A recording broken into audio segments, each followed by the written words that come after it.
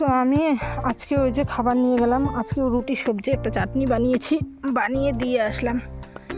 দিয়ে এসে একটু এদিকে আসলাম, দেখছি যে রসুনগুলো কত বড় হয়েছে।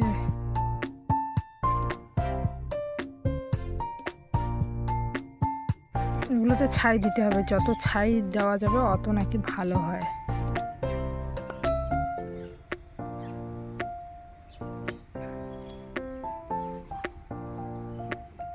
আর কয়েকটা করে ধনে গাছ রেখে দিয়েছি, আমি পাতা ছিঁড়ে ছিঁড়ে নিয়ে যাই।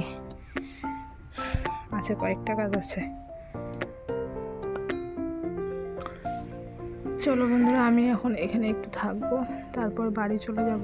আর সন্ধ্যাবেলা একটা পুজোর নিমন্ত্রণ আছে, সেখানে চলে যাব প্রসাদ খেতে। ঠাকুরগুলো কিন্তু দেখতে অসাধারণ হয়েছে।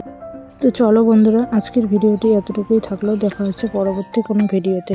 আর এখানে খিচুড়ি সবজি দিয়েছে, আরও অনেক কিছু ছিল, তো সেগুলো আমি ভিডিও করতে পারিনি। তো চলো, আমি খেয়ে নিচ্ছি, টাটা।